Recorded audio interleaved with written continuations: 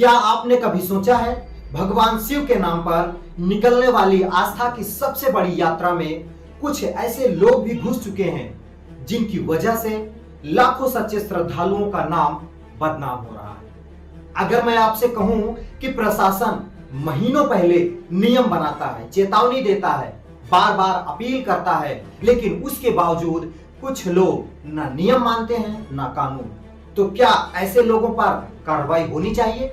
और सबसे बड़ा सवाल, क्या ऐसे लोगों को श्रद्धालु कहा जाए या उपद्रवी?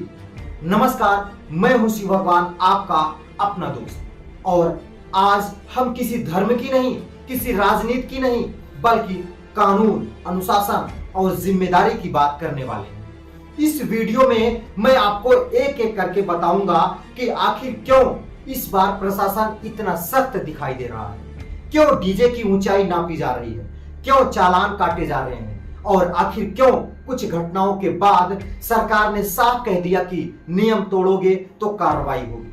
लेकिन वीडियो के आखिर तक जरूर बने रहिएगा, क्योंकि आखिर में मैं आपसे एक ऐसा सवाल पूछूंगा जिसका जवाब शायद हर जिम्मेदार नागरिक को देना चाहिए। सबसे पहले एक बात बिल्कुल साफ कर देता हूं कि कांवड़ यात्रा भारत की सबसे बड़ी धार्मिक यात्राओं में से एक होती है। हर साल लाखों श्रद्धालु सैकड़ों किलोमीटर पैदल चलकर भगवान शिव के लिए गंगा जल लेकर आते हैं। इनमें ज्यादातर लोग पूरी श्रद्धा, अनुशासन और सेवा भाव से यात्रा करते हैं, लेकिन हर साल कुछ ऐसे लोग भी सामने आ जाते हैं जो पूरी यात्रा का माहौल खराब कर देते हैं। और यहीं से शुरू होती है असली परेशानी, क्योंकि जब सोशल मीडिया पर वीडियो वायरल होती है तो कोई यह नहीं देखता कि लाखों लोग शांतिपूर्वक यात्रा कर रहे थे। लोग सिर्फ वही वीडियो देखते हैं जिसमें सड़क जाम है, डीजे तेज है या फिर किसी नियम का उल्लंघन हो रहा है। और उसके बाद बदनाम कौन होता है? पूरी यात्रा, पूरा समाज, और यही सबसे बड़ा नुकसान है। अब जरा सोचिए, अगर प्रशासन पहले से ही कह दे कि डीजे की एक तय ऊंचाई होनी चाहिए, तय ऊंचाई होगी, साउंड लिमिटेड होंगे, रूट तय होगा, और फिर भी कोई इन नियमों को जानबूझ करके तोड़े, तो क्या कार्रवाई नहीं होनी चाहिए? कानून आखिर कानून है, वह किसी व्यक्ति, किसी जाति या किसी धर्म को देख करके लागू नहीं होता। अगर नियम बने हैं तो उनका पालन करना भी जरूरी है। और यही वजह है कि इस बार कई जगह प्रशासन पहले से ज्यादा सतर्क नजर आया। कहीं पुलिस डीजे की ऊंचाई मापती दिखती है, तो कहीं चालान काटे गए, तो कहीं साफ चेतावनी दी गई कि नियम तोड़ोगे तो कार्रवाई होगी, बख्शा नहीं जाएगा। लेकिन सवाल सिर्फ चालान का नहीं है, सवाल सुरक्षा का भी है।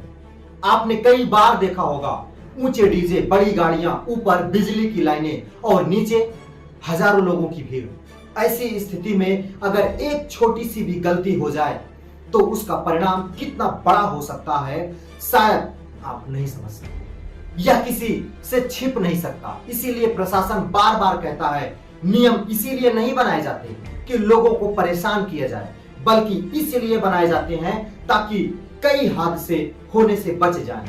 और अगर हादसा हो जाए तो सबसे ज्यादा नुकसान उसी परिवार का होता है जिसने अपने किसी अपने को खो दिया। अब एक और बात, आज सोशल मीडिया का दौर है। एक वीडियो पूरे देश में पहुंचने में सिर्फ कुछ मिनट लगते हैं। अगर कहीं 50 लोग गलत काम करते हैं तो करोड़ों लोग वही वीडियो देखते हैं। फिर दुनिया यही सवाल करती है कि शायद सभी लोग ऐसे ही होंगे, जबकि सच ऐसा नहीं होता। सच यह होता है कि लाखों लोग शांतिपूर्वक यात्रा पूरी करते हैं और कुछ लोग हरकतें करते हैं, लेकिन पूरी तस्वीर बदल जाती है। यही वजह है कि जिम्मेदार नागरिक होने के नाते हमें गलत समर्थन नहीं बल्कि विरोध करना चाहिए, चाहे वह अपना ही क्यों ना हो, क्योंकि गलत गलत होता है और समय रहते उसे रोका नहीं गया तो उसका नुकसान पूरे समाज को उठाना पड़ता है। दोस्तों, अब सवाल यह है कि आखिर प्रशासन इस बार इतना सख्त क्यों दिखाई दे रहा है? क्या वजह है कि जगह जगह पुलिस तैनात है, डीजे की ऊंचाई मापी जा रही है, रूट चेक किए जा रहे हैं और नियम तोड़ने वालों के खिलाफ कार्रवाई की जा रही है? इसका जवाब बहुत सीधा है। जब किसी यात्रा में लाखों लोग शामिल होते हैं तो एक छोटी सी गलती भी हजारों लोगों की जान जोखिम में डाल सकती है।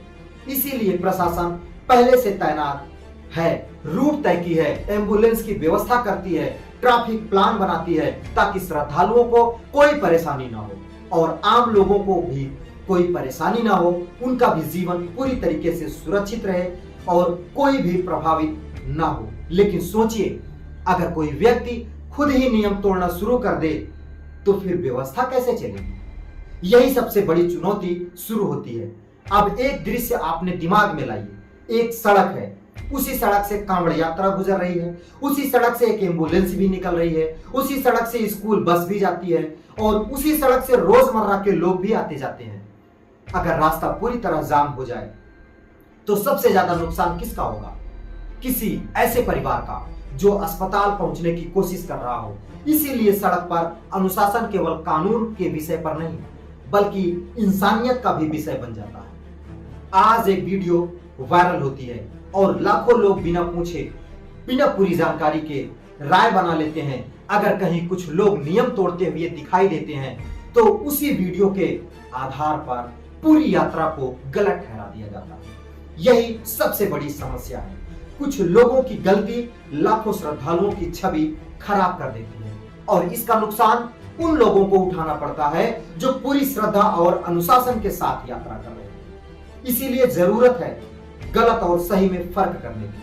अगर कोई श्रद्धालु नियम का पालन कर रहा है तो उसका सम्मान होना चाहिए, लेकिन अगर कोई कानून तोड़ रहा है, दूसरों की सुरक्षा खतरे में डाल रहा है, तो सार्वजनिक व्यवस्था बिगाड़ रहा है, उसके खिलाफ कार्रवाई होनी चाहिए। क्योंकि कानून का समर्थन, कानून का सम्मान किसी भी समाज को मजबूत बनाता है।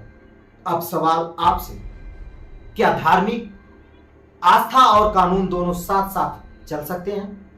मेरा जवाब है बिल्कुल चल सकते हैं, क्योंकि आस्था हमें संयम सिखाती है और कानून हमें अनुशासन।